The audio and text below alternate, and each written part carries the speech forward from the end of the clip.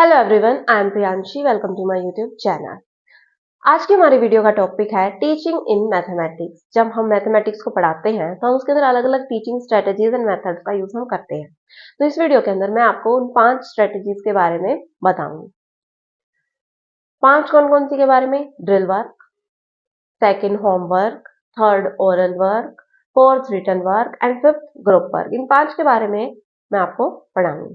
तो इन 5 का मतलब कि कैसे ये होती है, क्या होती है, पहली बात तो ये आती है what is it, and second इनके एडवांटेजेस एंड थर्ड इनकी डिसएडवांटेजेस, और मैथ्स के अंदर हम कैसे इन चीज को यूज करते हैं, इन सब के बारे में मैं आज आपको पढ़ाऊंगी। 5 के बारे में आज हम इस वीडियो में पढ़ेंगे। सिर्फ पहली आती है हमारी ड्रिल वर्क। ड्रिल वर्क के अंदर क्या होता है? It is based on the law of exercise. एक टीचिंग स्ट्रेटजीज है जिसके ये जो बेस्ड है किसके ऊपर है? लॉ ऑफ एक्सरसाइज के ऊपर, कि बच्चे को बार बार प्रैक्टिस करनी है, बार बार एक्सरसाइज करनी है। इसका मतलब ये होता है कि practice makes a man perfect. इस फिलोसफी के ऊपर ये बेस्ड है कि करत करत अभ्यास के जड़मति होत सुजान। इस चीज के ऊपर ये बेस्ड है drill work. Law of exercise की बच्चा बार बार उस चीज की प्रैक्टिस करे, उसको करे बार बार, एंड लर्निंग बाय डूइंग, करके सीखे। वो कुछ करके सीखे। हमें बच्चे को कोई स्किल सिखाना है, उसकी बार बार हम बच्चे को प्रैक्टिस कराएंगे ताकि उसके अंदर जो है वो अच्छे से वो मेमोरी के अंदर फिट हो जाए अच्छे से। जब हम ड्रिल वर्क को करते हैं तो वो एक प्रोग्रेसिव वे में करते हैं। जैसे हमें बच्चे को एडिशन सिखाना है तो पहले जब हम एडिशन सिखाएंगे तो पहले हम 1 डिजिट का सिखाएंगे, फिर 2 डिजिट्स का सिखाएंगे, और फिर 2 डिजिट्स के अंदर कैरी वाला सिखाएंगे, फिर 3 डिजिट्स का सिखाएंगे। तो ऐसे हम प्रोग्रेसिव वे में करेंगे। और इसके अंदर क्या होता है, जैसे बच्चे की स्पीड एंड एक्यूरेसी को इम्प्रूव करने के लिए किया जाता है ड्रिल वर्क। जैसे हमने बच्चे को 10-15 क्वेश्चन दे दिए about the addition of 1 digit. पहले 1 डिजिट की प्रैक्टिस कराएंगे हम, फिर हमने टाइम टेस्ट लेते हैं हम इसके अंदर ताकि बच्चे की स्पीड और एक्यूरेसी जो है वो इम्प्रूव हो, कि वो जल्दी से क्वेश्चंस को कर सके। फिर हम 2 डिजिट्स का लेंगे, फिर 3 डिजिट्स का लेंगे। तो इस तरीके से जो है ये ड्रिल वर्क होता है। तो इसके अंदर स्पीड एंड एक्यूरेसी बहुत इंप्रूव होती है बच्चे की। और मैथमेटिक्स के लिए तो ये बहुत जरूरी होगा कि बच्चा जब तक प्रैक्टिस नहीं करेगा तब तक उसको जो है अच्छे से क्वेश्चंस नहीं आते मैथ्स के। इसके अंदर क्या होता है? Rapid memorization and automatization of the process. Rapid memorization होता है बच्चे का। जब वो जैसे जैसे क्वेश्चन करता जाता है तो उसे पता चलता जाता है कि भाई ऐसे ऐसे होगा, ऐसे स्टेप्स करने हैं मुझे, तो उसका रैपिड मेमोराइजेशन होता जाता है। और ऑटोमेटाइजेशन ऑफ प्रोसेस, कोई भी क्वेश्चन जब आएगा तो ऑटोमेटिकली उस चीज को सोच लेगा कि हाँ मैंने वैसे किया था, इसको भी ऐसे ही सोल्व मुझे करना है। तो इस तरीके से जो है ड्रिल वर्क काम करता है मैथमेटिक्स के अंदर। हम इसको स्पीड एंड एक्यूरेसी के लिए यूज करते हैं। अब इस चीज के एडवांटेजेस क्या क्या है? जो ड्रिल वर्क मेथड है, टीचिंग स्ट्रेटजी है, उसके एडवांटेजेस क्या क्या है, इसके पॉजिटिव पॉइंट्स क्या क्या है? क्या है? Self learning and improvement. Drill work से बच्चे के अंदर सेल्फ लर्निंग डेवलप होती है। वो खुद करके सीखता है।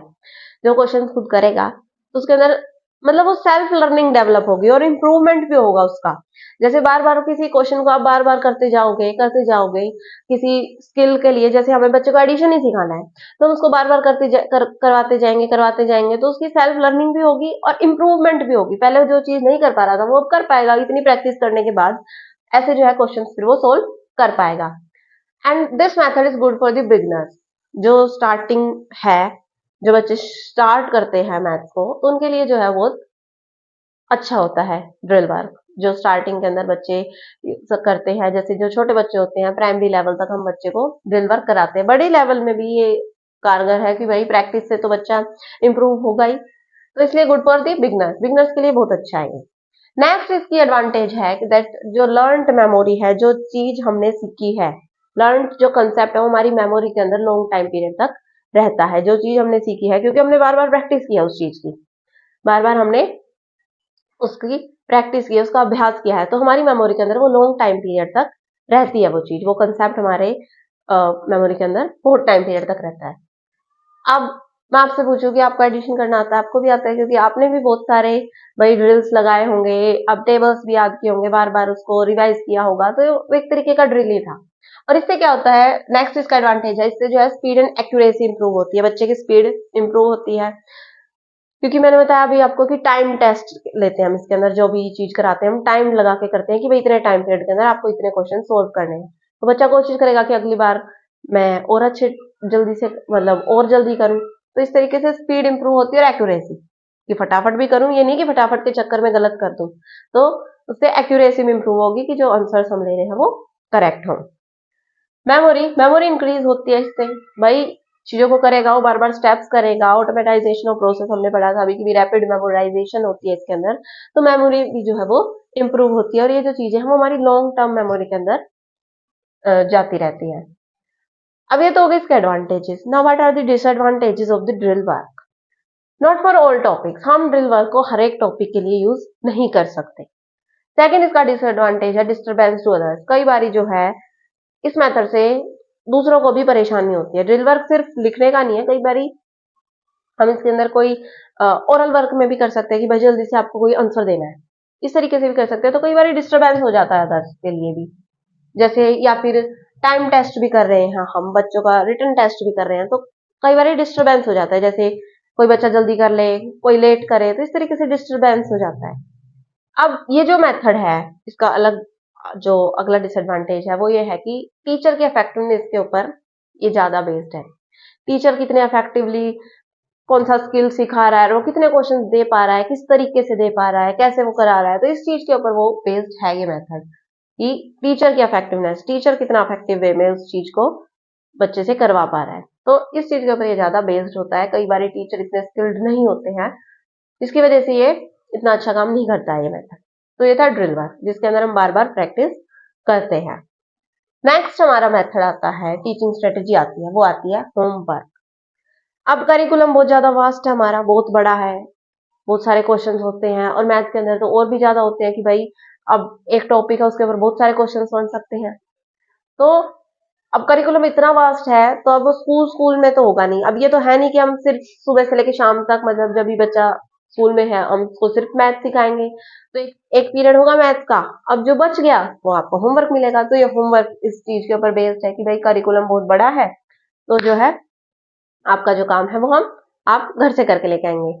इस तरीके से होमवर्क होता है, दिया जाता है। अब ये जो है रेगुलरिटी लेकर आता है। अब जैसे कोई फेस्टिवल आ गया, या फिर गर्मियों की छुट्टी पड़ती है, सर्दियों की छुट्टी पड़ती है, तो हॉलीडेज होती है, तो अब उसके अंदर भी टीचर्स होमवर्क देती है ताकि एक रेगुलरिटी बनी रहे, बच्चा उस चीज को भूले ना। कई बार बच्चे जो है उसको करते ही नहीं और फिर भूल जाते हैं। तो होमवर्क के वजह से क्या होता है, एक रेगुलरिटी बनी रहती है बच्चे के अंदर, वो बार बार प्रैक्टिस करता है। लीजर टाइम, अब जो बच्चे का लीजर टाइम है, जैसे वो स्कूल से आया, स्कूल तक वो 2 बजे तक था, स्कूल के बाद जो आया उसने अपना सारा 2 बजे से लेके जो सारा टाइम था वो सारा वेस्ट कर दिया। तो उस टाइम को यूटिलाइज करने के लिए हम बच्चे को होमवर्क प्रोवाइड करते हैं। अब जो लेकिन जो नेचर होगा होमवर्क का, वो उसकी कैपेसिटी के हिसाब से देना चाहिए हमें। कई बार टीचर्स उनको ज्यादा होमवर्क दे देती हैं, जो बच्चों के ऊपर एक बर्डन बन जाता है। तो हमें जो है बच्चे की कैपेसिटी के अकॉर्डिंग जो है होमवर्क देना चाहिए। अब इसके एडवांटेजेस क्या क्या है इस मेथड के? एक तो यही हो गया कि बच्चे के अंदर रेगुलरिटी बनी रहेगी। अब करिकुलम वास्ट है, तो वो जो सिर्फ स्कूल आवर्स तो एनफ होंगे नहीं, तो घर पे भी उसको हेल्प मिलेगी, घर पे वो करेगा। तो करिकुलम इससे जो है एक अच्छे वे में पूरा होता जाएगा। अब छुट्टी हो जाती है, हॉलीडेज हो जाती हैं, या फिर अम, एक रेगुलरिटी बने रहे, और करिकुलम बहुत वास्ट है, हर एक चीज का बहुत वास्ट है, और मैथ में भी है, वही बच्चों को बहुत ज्यादा प्रैक्टिस करनी है। तो होमवर्क जो है बहुत अफेक्टिव होता है, बहुत एक इसका एक ग्रेट एडवांटेज है कि इससे बच्चे के अंदर एक रेगुलरिटी बनी रहती है। सेकेंड एडवांटेज है इसका, इससे बच्चे के अंदर सेल्फ स्टडी की हैबिट डेवलप होती है। बच्चा जो है सेल्फ स्टडी करना सीखता है। स्कूल में तो टीचर थी, उसको हेल्प करती थी, स्काफ फोल्ड कर रही थी, लेकिन घर पे वो खुद करने की कोशिश करेगा, तो एक सेल्फ स्टडी की हैबिट डेवलप होगी बच्चे के अंदर। नेक्स्ट इसका एडवांटेज है, पेरेंट्स स्कूल के बीच में एक रिलेशनशिप डेवलप होता है। स्कूल बच्चे मतलब टीचर्स बच्चे को होमवर्क देंगी, फिर पेरेंट्स उसको देखेंगे, या फिर पेरेंट्स चाइल्ड से इंटरेक्शन करेगा कि भाई आज आपने स्कूल में क्या किया, कैसे होमवर्क करना है, या फिर चाइल्ड पेरेंट्स की हेल्प भी लेगा। तो इस तरीके से एक अच्छा रिलेशनशिप, एक हेल्दी रिलेशनशिप इन सबके बीच डेवलप होगा। ये इसका एक ग्रेट एडवांटेज है। अगला एडवांटेज आता है कि school hours are not enough for the study. सिर्फ स्कूल आवर्स से काम नहीं चलेगा, ये करिकुलम हमारा बहुत ज्यादा वास्ट है, बहुत बड़ा है, सिर्फ स्कूल आवर से हम काम नहीं चला सकते। तो घर पे होमवर्क मिलेगा, उसको बच्चे करेंगे, उससे जो है टीचर को भी हेल्प होगी और बच्चे को भी, क्योंकि उसका करिकुलम जो है वो फिर कंप्लीट होता जाएगा। अब सिर्फ स्कूल में करेंगे, स्कूल में 1 घंटा मिलेगा, मान लेते हैं हम 1 घंटा मिलेगा, तो 1 घंटे के अंदर पहले टीचर सिखाएगी, फिर उस चीज को कराएगी, तो वो 1 घंटा एनफ नहीं है। बच्चे को हम घर से होमवर्क देंगे तो इसके लिए जो है फिर हमारा करिकुलम अच्छे से कंप्लीट हो जाएगा टाइम पे, नहीं तो फिर बहुत सारा टाइम लग जाएगा। नेक्स्ट, अब होमवर्क को करने का एक एंजाइटी बनी रहेगी बच्चे के अंदर। अब जो एंजाइटी जो होगी उससे जो है बच्चे की प्रोग्रेस होगी कि मुझे होमवर्क करना है, कैसे होगा ये, तो वो सोचेगा, उसकी थिंकिंग भी डेवलप होगी। जैसे टीचर ने कोई टॉपिक कराया, फिर बच्चे को रिवाइज करने के लिए दिया, क्योंकि मैथमेटिक्स के अंदर हम जितना रिवीजन करेंगे, जितनी प्रैक्टिस करेंगे, उतना ही हमारे लिए बेनिफिशियल होता है। तो हम, वो जो एंजाइटी होगी बच्चे के अंदर कि मुझे कैसे करना है, और वो रिवाइज भी करेगा, जो स्कूल में टीचर ने पढ़ाया वो उसको घर आके रिवाइज करेगा, तो उसके लिए बेनिफिशियल होगा। अब उसके अंदर एंजाइटी डेवलप होगी कि भाई मेरे को होमवर्क करना है, जिसकी वजह से उसके अंदर प्रोग्रेस होगी, वो प्रोग्रेस करेगा। लेकिन एक इसका डिसएडवांटेज भी है कि एंजाइटी, ज्यादा एंजाइटी हो जाएगी तो इमोशनल डिस्टरबेंस हो जाएगा। ज्यादा एंजाइटी होगी, मुझे तो होमवर्क करना है, कई बार टीचर्स बहुत ज्यादा होमवर्क दे देती हैं, जो कि एक बर्डन की तरह लगता है फिर बच्चों को, ये इनके डिसएडवांटेजेस है। पनिशमेंट, कई बार टीचर बोलती है कि भाई होमवर्क करके लेके आना वरना तुम्हें पनिशमेंट मिलेगी, तो इस तरीके से, जो कि भाई इंडिया के अंदर तो पनिशमेंट नहीं दे सकते हम बच्चों को, तो पनिशमेंट का वे भी समझा जाता है एक होमवर्क को। कई बार बच्चे क्या करते हैं, एक इसका एक ग्रेट डिसएडवांटेज ये है कि बच्चे अपने पेरेंट्स को इन्वॉल्व कर लेते हैं अपने होमवर्क के अंदर, कि आप मेरा होमवर्क कर दो, खुद नहीं करते, पेरेंट्स को इन्वॉल्व करते हैं, फिर वो होमवर्क पेरेंट्स का हो जाता है, टीचर बच्चों का नहीं होता। होम पे और ग्रेट, एक इसका एक और डिसएडवांटेज है, एक नेगेटिव पॉइंट ये है कि होम के अंदर कई बार ऐसी सिचुएशन नहीं होती कि वो बच्चा पढ़ सके ढंग से। कई बार ऐसा माहौल हो जाता है कि वो बच्चा नहीं पढ़ सकता घर पे, तो स्कूल के लिए ही वो कहता है कि भाई स्कूल में ही करूंगा मैं तो काम। तो इस तरीके से नेगेटिव पॉइंट से बच्चे के ऊपर बहुत ज्यादा बर्डन हो जाता है कि भाई बच्चा स्कूल से आया, स्कूल में भी पढ़ रहा था, स्कूल से घर आया, फिर उसके अंदर भाई फिजिकल एक्टिविटी का उसके टाइम नहीं मिला, होमवर्क करने बैठ गया, फिर वो थक जाता है, फिर सो जाता है, तो बहुत ज्यादा बर्डन हो जाता है बच्चे के ऊपर। तो इसका डिसएडवांटेज है कि भाई स्कूल में पढ़ो, फिर घर आके पढ़ो, तो फिर बहुत ज्यादा बर्डन हो रहा है बच्चे के ऊपर, ये डिसएडवांटेज है। होमवर्क मेथड पूरा होता है यहाँ पे कि भाई होमवर्क क्या होता है कि भाई हम बच्चे को घर पे काम देते हैं, जो टीचर ने स्कूल में पढ़ाया उसके हम घर पे काम देते हैं, वो होता है होमवर्क। हमने इसके एडवांटेजेस भी देखे, डिसएडवांटेजेस भी देखे। नाउ थर्ड हमारा मेथड है ओरल वर्क। ओरल वर्क यानी जो बोल के होगा। इंटरेस्टिंग भी हो सकता है ओरल वर्क, भाई जैसे हम टेबल्स याद कर सकते हैं, काउंटिंग कर सकते हैं, तो इस तरीके से ओरल वर्क बहुत इंटरेस्टिंग और इफेक्टिव भी हो सकता है ऑडियो लर्नर्स के लिए, जो सुन के सीखते हैं। ऑडियो लर्नर्स कौन से होते हैं? जो सुन के अच्छे से ग्रहण कर पाते हैं चीजों को, अच्छे से उनकी इफेक्टिव लर्निंग हो सकती है, तो एक इंटरेस्टिंग वे में होता है। लेकिन ओरल वर्क को हमेशा जो है फॉलो किया जाना चाहिए बाय रिटन वर्क। हमने जो बोल के चीजें सीखी हैं उसको हमें रिटन वर्क भी करना चाहिए, क्योंकि मैथमेटिक्स में सिर्फ ओरल वर्क से काम नहीं चलेगा। हमने सिर्फ पढ़ लिया कि अच्छा अच्छा ऐसे ऐसे ये स्टेप्स है इसके, हमने करके देखा नहीं, तो हम उसको भूल जाएंगे, क्योंकि मैथमेटिक्स के अंदर हमें लिख के करना जरूरी होता है। तो रिटर्न वर्क हमें इसमें करना चाहिए। तो ये तो ओरल वर्क भी, भाई टीचर्स पूछे कि भाई टेबल सुना दो, या फिर कोई क्वेश्चंस पूछ ले, या फिर जैसे टीचर ने एक टॉपिक सिखा दिया और फिर उसका ओरली बच्चों से पूछ ले कि मैंने क्या सिखाया है, तो इस तरीके से ओरल वर्क हम करा सकते हैं। अब इसके एडवांटेजेस क्या क्या है? पहला इसका एडवांटेज है कि इसके अंदर बच्चा जो है मेंटल कैलकुलेशंस करता है, मेंटली कैलकुलेट करता है वो चीजों को, जिसकी उसकी मेमोरी भी इंप्रूव होती है, थिंकिंग भी इंप्रूव होती है, तो ये इसका एक ग्रेट एडवांटेज हो गया। Next, it is very effective for the audio learners. जो ओरल वर्क है वो ऑडियो लर्नर्स के लिए बहुत इफेक्टिव है, जो बच्चे सुन के सीख पाते हैं तो उनके लिए बहुत इफेक्टिव है। नेक्स्ट, मोर अटेंटिव, चाइल्ड को जो है बहुत ज्यादा अटेंटिव होना पड़ेगा क्लास के अंदर।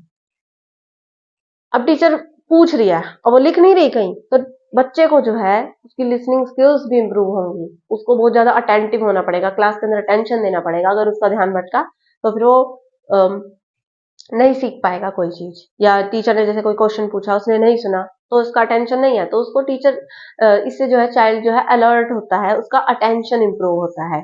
और और इसका एडवांटेज है कि भाई ये रिवीजन में हेल्प करता है। रिवीजन हो जाता है, क्विक रिवीजन हो जाता है ओरली कि भाई ऐसे ऐसे था, ये टॉपिक हमने ऐसे पढ़ा था, तो एक क्विक रिवीजन हो जाता है ओरल वर्क से। नेक्स्ट इसका है मेमोरी। मेमोरी इंप्रूव होती है, याददाश्त अच्छी बनती है ओरल वर्क या हम जैसे टीचर ने कोई टॉपिक पढ़ाया था कल, वो ओरली पूछ लिया बच्चों से, भाई मैंने क्या पढ़ाया था, कैसे पढ़ाया था, कैसे क्या करना था। नेक्स्ट थिंकिंग और इमेजिनेशन इंप्रूव होती है, बच्चे के अंदर थिंकिंग, अंडरस्टैंडिंग और इमेजिनेशन डेवलप होती है ओरल वर्क से। ये थे इसके एडवांटेजेस। अब डिसएडवांटेजेस भी आते हैं, कौन कौन से? हर एक प्रॉब्लम को हम ओरली सोल्व नहीं कर सकते। चलो भाई हमने टेबल भी सिखा दिए बच्चे को, प्लस माइनस भी सिखा दिया, एडिशन मल्टीप्लिकेशन ये सब सिखा दिया, लेकिन फिर जैसे जैसे बड़ी क्लासेस में जाता जाएगा तो हर एक प्रॉब्लम हम ओरली सोल्व नहीं कर सकते, कई जो है फिर लिख के ही करनी पड़ती है। तो मैथ्स के अंदर ओरल वर्क इतना अफेक्टिव नहीं है, लेकिन हाँ इनिशियल स्टेजेस के अंदर ये अफेक्टिव है। सिर्फ इनिशियल स्टेज जैसे प्राइमरी क्लासेस के अंदर जो है ये अफेक्टिव है, लेकिन बड़ी क्लासेस के अंदर इतना अफेक्टिव नहीं है ओरल वर्क। नेक्स्ट इसका डिसएडवांटेज है कि हम इसके अंदर रिकॉर्ड नहीं रख पाते। ओरल वर्क था सारा, क्या रिकॉर्ड रखेंगे, कैसे रखेंगे? तो रिकॉर्ड नहीं कर पाते कि भाई कैसे क्या था, और बच्चे की मिस्टेक्स भी इसमें इतनी नहीं पता चल पाती।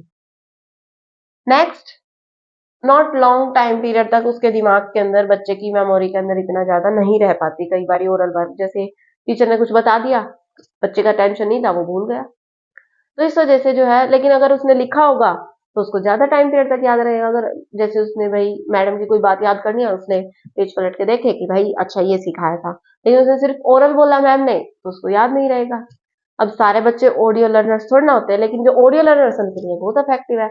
तो हर एक चीज के भाई एडवांटेजेस भी होते हैं, डिसएडवांटेजेस भी होते हैं, तो हर एक मेथड को हम यूज कर सकते हैं अपनी टीचिंग स्ट्रेटेजीज के अंदर। टीचिंग के अंदर जब हम मैथमेटिक्स को पढ़ाएं, ओरल वर्क भी यूज कर लो, होमवर्क भी दे दो, ड्रिल वर्क भी करा लो, रिटर्न वर्क भी करा लो, ग्रुप वर्क भी करा लो, इससे जो है मैथमेटिक्स जो है अच्छे से हम पढ़ा पाएंगे बच्चे को। नेक्स्ट हमारा आता है टीचिंग स्ट्रेटेजी, रिटर्न वर्क, लिखने का काम। अब सिर्फ ओरल से तो काम चलेगा नहीं, मैथ्स के अंदर लिखने से जो है उसकी भाई एक्सप्रेशन भी इंप्रूव होगी और वो लिख के करेगा, अब क्वेश्चंस को लिख के सोल्व करेगा। इससे जो है प्रिसीजन एंड एक्यूरेसी भी बढ़ती है कि बच्चा जो है ठीक करेगा हर एक चीज को, भाई लिख के देखेगा, कहीं पे गलत हो जाएगी तो उसकी मिस्टेक हाईलाइट हो जाए कि भाई हाँ आपने मिस्टेक की है। तो इससे जो है रिटर्न वर्क बहुत पॉजिटिव है, मतलब बहुत एडवांटेजेस हैं इसके। रिकॉर्ड भी रख सकते हैं इसके अंदर हम, और एक्सप्रेशन भी अच्छा होता है बच्चे का, वो अच्छे से लिख सकता है, भाई उसकी राइटिंग स्किल भी इंप्रूव होती है। मैथमेटिक्स के अंदर भी होती हैं ये सारी चीजें, स्टेप बाय करेगा तो वो उसको और अच्छे से होगा याद। देन एक्यूरेसी इंप्रूव होगी बच्चे की, भाई वो चीजों को करके देखेगा, बार बार रिटर्न वर्क करेगा, तो उसकी एक्यूरेसी इंप्रूव होगी। नेक्स्ट, मिस्टेक्स आइडेंटिफाई हो जाएंगी, टीचर उसकी मिस्टेक्स को आइडेंटिफाई कर सकता है कि भाई आप यहाँ गलत कर रहे हो, आप यहाँ गलत कर रहे हो, फिर उनको इंप्रूव कर सकता है वो, तो उसकी मिस्टेक्स भी आइडेंटिफाई होंगी। नेक्स्ट इसका एडवांटेज है कॉन्फिडेंस डेवलप होता है बच्चे के अंदर, जब वो खुद करके देखेगा, खुद रिटर्न वर्क करेगा, तो उसके अंदर बच्चे के अंदर कॉन्फिडेंस डेवलप होता है। ये तो इसका एडवांटेजेस। नाउ डिसएडवांटेजेस, डिसएडवांटेजेस में आता है कि ये बहुत टाइम कंज्यूमिंग है।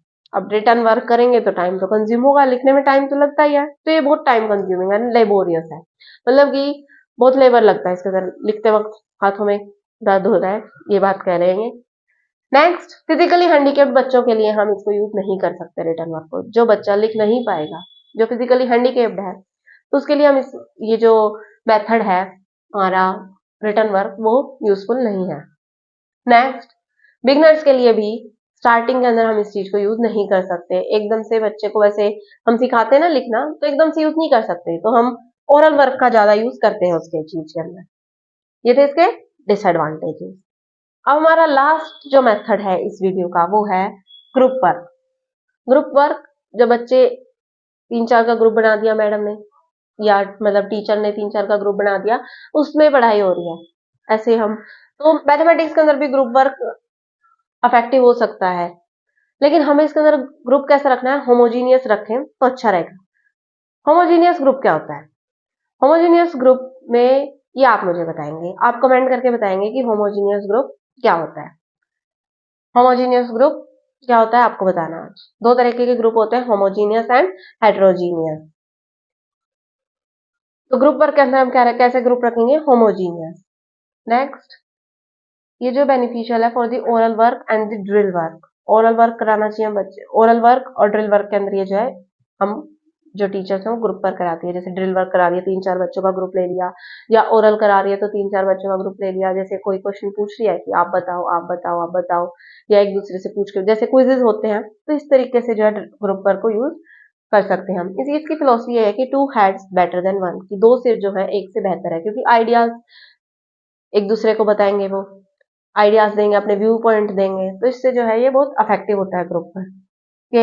एडवांटेजेस क्या क्या, इंटरेस्ट डेवलप होता है बच्चे के अंदर, वो कोऑपरेशन करता है, एक दूसरे से कोऑपरेट करके सीखता है। नेक्स्ट भाई अपने आइडियाज और व्यूज एक्सचेंज करता है वो। भाई किसी का बच्चा थिंकिंग कैसी होगी, किसी की कैसी होगी, तो सारे जुड़ के जो है एक अच्छे वे में किसी प्रॉब्लम को सोल्व कर सकते हैं।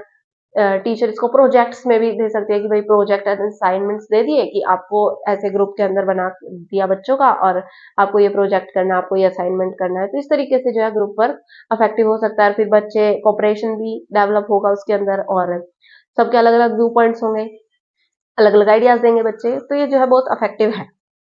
ये इसके एडवांटेजेस है। डिसएडवांटेजेस क्या क्या है, अगर हमारे पास ग्रुप वर्क का कोई पर्पस नहीं है, हमारे पास उसका एम नहीं है, तो वो फ्रूटलेस है, हमें कोई फल नहीं मिलेगा उस चीज का। तो हमें जो है ग्रुप वर्क जब हम करें तो हमारे पास एक एम होना चाहिए कि हम इस चीज से ये एम रख रहे हैं, और इस ग्रुप वर्क के बाद हमें ये एम अचीव होना चाहिए। तो एक पर्पस जरूरी होना चाहिए, ये नहीं कि सिर्फ गोसिपिंग की और बात खत्म। तो ऐसा नहीं हो सकता, हम उसका पर्पस रखेंगे, एक पर्पस होना चाहिए हमारे पास, एक एम होना चाहिए। तो इसका एक डिसएडवांटेज है कि अगर हमारे पास पर्पस नहीं होगा ग्रुप वर्क के अंदर, तो ये इतना इफेक्टिव नहीं हो सकता। नेक्स्ट, कई बार डिस्टरबेंस हो जाता है ग्रुप्स के अंदर। कई बार डिसएडवांटेज होती है कि हाँ कोई ग्रुप है, जैसे टीचर क्लास के अंदर 50 बच्चे हैं, मैडम ने 10 ग्रुप बना दिए 5-5 के, तो कई बार डिस्टरबेंस पैदा हो जाते हैं।